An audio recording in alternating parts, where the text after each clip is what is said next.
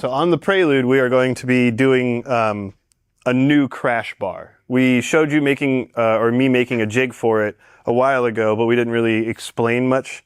So with this and doing the modifications, we have the condenser on here, the radiator, we have it mounted where we want it. So doing it here, this stock crash bar, this whole piece would go into that, or we'd have to cut this up into little pieces, which changes the structural integrity of this. The other thing too is where I put the oil cooler, this whole piece would be in the way because the bolt holes for it are right here. So this is just in the way of this. So that's not going to work there. We'd have to either, hack it up and do the whole thing. Also over here where this goes, we're going to have the air filter for the engine. So that's another thing that just makes it. So this is just now a giant thing that's in the way that we don't want. So the jig, what I did with it was I bolted up pieces here. I bolted up pieces to the 4 tabs here, because these tabs are for a metal piece that goes across here, and that metal piece holds the bumper where you want it. So I still want the bumper to be here, and I want the bumper to mount where we want it. Putting little mounts here on the jig will make it so that when these are bolted up, when I weld everything together, these are bolted up, I should, in theory, just be able to put it on, slide the bumper on, and it'll look like I was never here until the bumper comes off and you see it. Now, these are, they're also considered bash bars. It's a drifter thing. It's also for racing. It's a stronger piece because we're actually using DOM tubing. It's actually going to be a 1.5 inch by a 0.95 wall. And so doing it, it's going to be a very strong piece. Actually, it'll be stronger than this because it's not going to crumple the way that this would. And the other thing too that you might have seen or you can find on the internet is they'll make a central jack point from it. So I'm considering that. I want to get this piece made before I start adding a bunch of metal. However, the big thing is just getting it done. So this is my jig. And I don't remember if we ever showed it, but I went and cut these plates out. And so these are the same plates that are like what's on the stock one. And if you notice, there's a little gap here because there's technically 2 plates and one has a piece cut out of it because there's something that juts out of the car. So instead of having it rocking, I just built something around it so that it's still completely flat on there.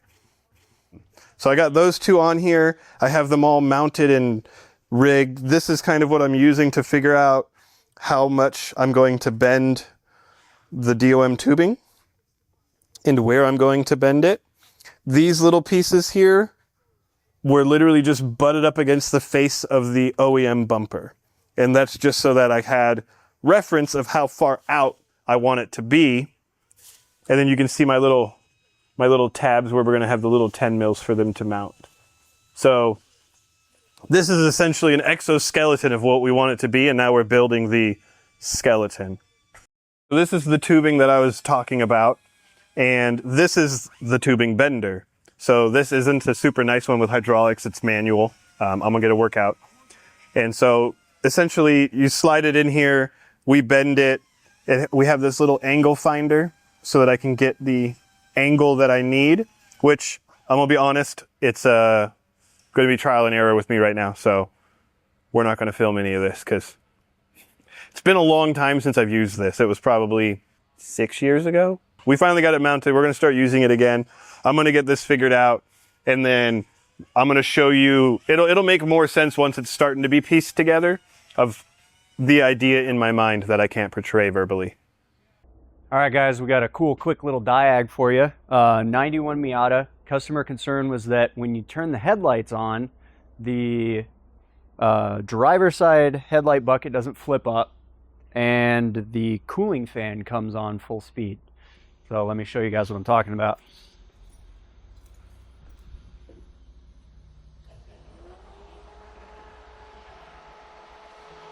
So this one's not running. This one is. We even have a little buzzing sound coming from this motor. like it's trying to work. It's trying to flip that one up, but there's not enough current through it.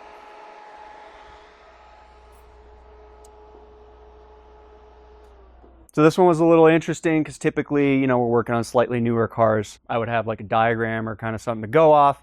The diagrams for this one, because it's kind of older, were a little spotty. I didn't even really have like a full-on like power and ground distribution one where I could just kind of be like, okay, yeah, these circuits share a ground, these ones share a power. So we kind of had to just, you know, old school it, process of elimination, and kind of just going through the steps and what made sense. The cooling fan operates as normal as long as the headlights are off. So to me, you know, if the car is able to control the fan and everything, and the fans work as normal when it gets up to temp, then to me that means that the circuit for the fan is fine. What's suspect is the circuit for the headlights.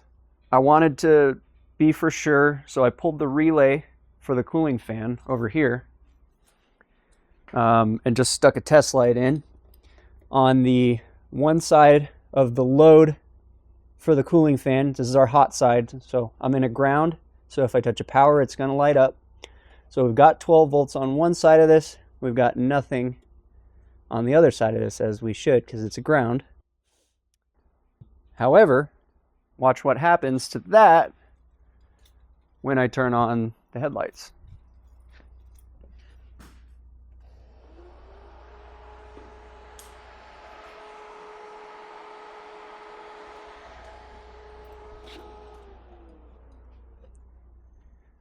So to me, that means that we now have 12 volts running through the ground side on the fan circuit, even with the relay unplugged.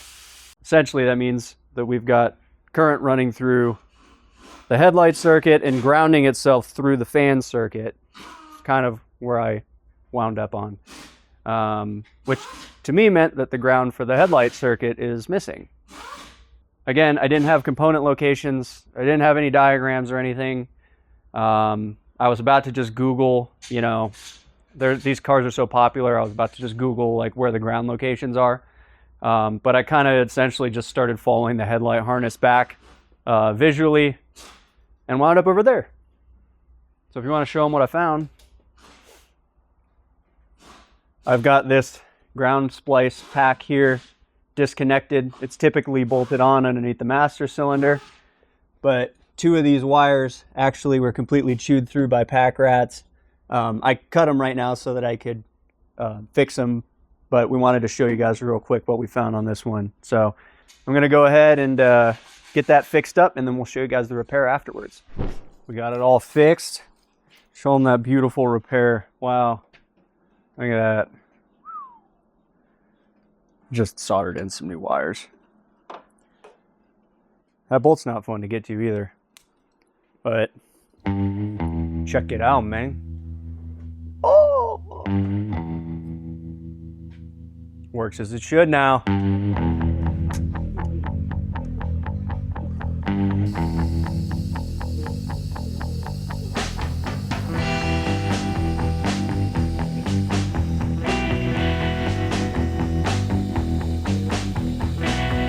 Steve had some grandfatherly duties to do, so we didn't film me doing this, but bending it, and we didn't film it, but I have a new notcher, so that's how we did these. That way it flows and it mounts the way that we want it to, so on and so forth. So now I want to unbolt it, because now I've got this piece all welded together. I tacked the plates here together, and I tacked it on the plates. That way I can test fit it, make sure, yes, this is exactly where I want it, and then I can start designing the tabs for the mounts that will replace these pieces.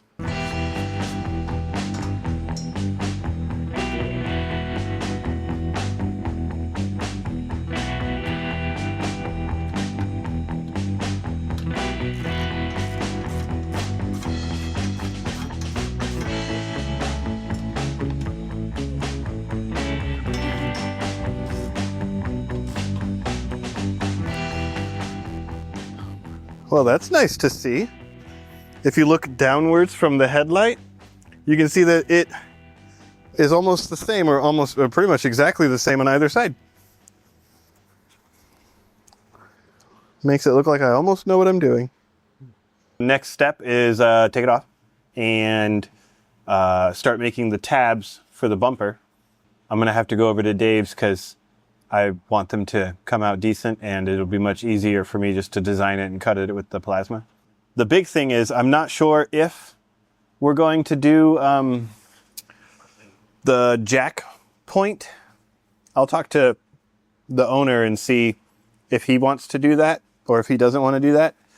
Because if I want to do the jack point, not only do I have to design something that would like essentially taper down from here or even just a triangle down, but I also have to brace it from here to there in a triangle because you're going to be pushing upwards, so it can't just be a straight piece. And so, I mean, that is going to be a lot more work, but it's kind of cool to just have something right under the front bumper, jack, and you're good to jack up the car. So remember I said I was going to make the tabs? Well, so these are the two tabs that I decided to make. So this one's for the center, this one's for the outer of it. They're different sizes, but this is what they're going to look like when I'm done. So I bent these already. I got the one here and the one here. So what's left for these ones is to weld them on, and that should give us a triangulated piece for, you know, any pressure that goes backwards. Because when putting on the bumper, you're gonna have to, you know, press it in so it shouldn't try to go back. And I mean, they're kind of thick. It's almost an 1/8 inch thick of metal, so it's going to withstand something. But that's what I went with for that. And I will say that this style of tab I really like because it's really simple to design. And then, I mean, I have a little press brake now, but yeah, they're decently easy to bend because it's just one straight bend until you have the bent little wings. And then now it's triangulated and not, you know, complicated, which I don't like complicated.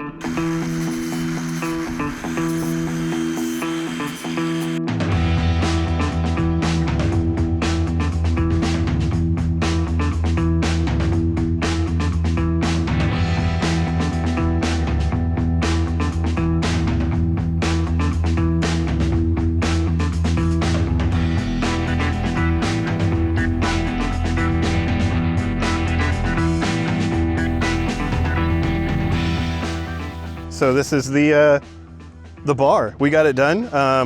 You can see what the tabs do and what was going on in my mind. So they're for this piece, which is actually an OEM piece, and these little holes are for clips for the bumper. They bolt on exactly how I want them to, and it's for the bumper to slip in underneath the headlight. That way, when it goes on, it's just how it was supposed to be and not some mangled aftermarket thing. And the big thing is if this fits properly.